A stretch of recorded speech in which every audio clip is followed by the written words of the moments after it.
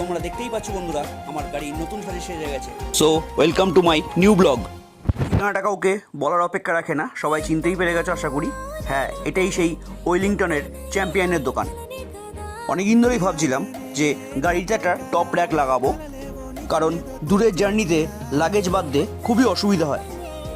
দাদাকে বলা মাত্রই কাজ চালু, একদম মাপ টাপ নিয়ে সিট খুলে চালু হয়ে গেল র্যাক লাগানো। গাড়ি আমার খুব প্রিয়, তাই খুব যত্নের সঙ্গেই দাদা কাজ শুরু করলো।